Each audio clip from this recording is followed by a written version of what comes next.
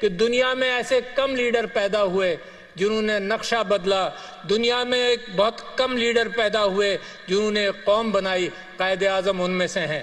پھر جب قوم بنی تو اس دن کی بھی یاد تازہ کر لیجئے اپنے ذہنوں میں۔ لاکھوں لوگ شہید ہوئے قائد اعظم محمد علی جناح اور فاطمہ جناح نے ان ٹرینوں کا استقبال کیا جو لاشوں سے بھری ہوئی تھیں۔ اس دن کی قربانیاں، ان دنوں کی قربانیاں، یہ وہ پاکستان کے بنانے والے تھے جنہوں نے آپ کے لیے راہیں ہموار کی۔ یہ یاد دہانی اس وجہ سے ضروری ہے کہ جب ہم پاکستان کی تعمیر کر رہے ہیں اور کبھی کبھی احساس ہوتا ہے کہ آزمائشوں میں ہیں، تو کم سے کم اپنی یاد کو تازہ کریں، اپنی اس طاقت کو جو ذہنی طاقت ہے، اور اپنی اس جستجو کو مزید مستحکم کریں۔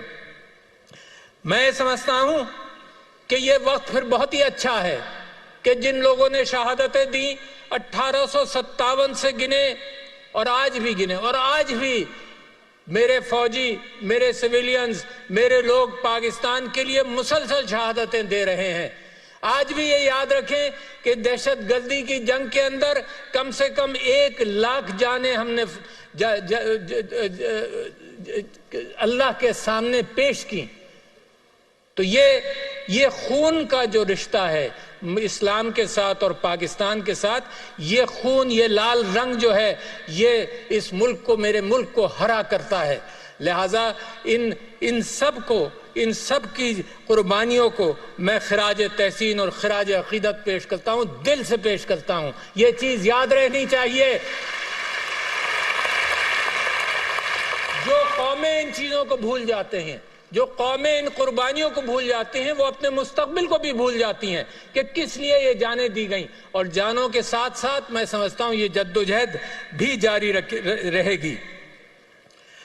جنہوں نے وطن کی تحفظ الدفاع اور سلام کی خاطر یہ جدوجہد کی، وہ بھی آج اس بات کا ہم سمجھتے ہیں ان کو بھی خراج تحسین پیش کرنا چاہیے۔ اور ساتھ ساتھ یہ پھر سوچئے کہ کیا مقصد تھا۔ یاد دہانی کر لوں میں بھی اور آپ بھی آج کے دن 77واں جشن آزادی ہے تو یاد کر لیں، اس دن تازہ تھی جب پاکستان بنا تھا 1947 کو، جب لاشیں بہہ رہی تھیں اور خون بہہ رہا تھا، اس دن تازہ تھا۔ دوبارہ میں تازہ کرنا چاہتا ہوں کہ جمہوریت کے لیے یہ قربانیاں ہم نے دیں، آزادی کے لیے یہ قربانیاں ہم نے دیں، مساوات اور رواداری کے لیے دیں، اور سماجی انصاف کا بول بالا کرنے کے لیے قربانیاں دیں، آئین، قانون اور میرٹ کی بالادستی کے لیے یہ قربانیاں دیں، سماجی اور معاشی استحصال کا خاتمہ کرنے کے لیے یہ قربانیاں دیں، بنیادی حقوق کی ضمانت، شخصی آزادیوں کے لیے یہ قربانیاں دیں، عدلیہ کی آزادی اور قانون کی نظر میں برابری کے لیے دیں، اور قومی یکجہتی اور اتحاد کا فروغ دینے کے لیے دیں۔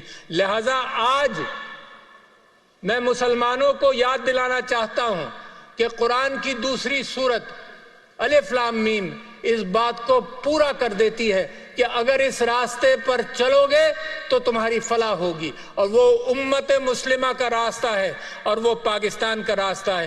ذرا میرے ساتھ 2 منٹ اس راستے پر چلیے اور دیکھیے کہ اللہ کیا کہتا ہے، اللہ کیا چاہتا ہے، اور میں نے اور آپ نے کیا کرنا ہے۔ سب سے پہلی بات اللہ تعالیٰ فرماتا ہے ذالک الکتاب لا ریب فیہ، بات وہاں سے شروع ہوتی ہے جہاں سے سچائی سے شروع ہوتی ہے۔ اللہ کہتا ہے اس کتاب میں کوئی جھوٹ نہیں، اور میرا اور آپ کا ایمان اس کے اوپر ہے۔ پھر اللہ تعالیٰ فرماتا ہے ھدی للمتقین، یہ ہدایت ہے ان لوگوں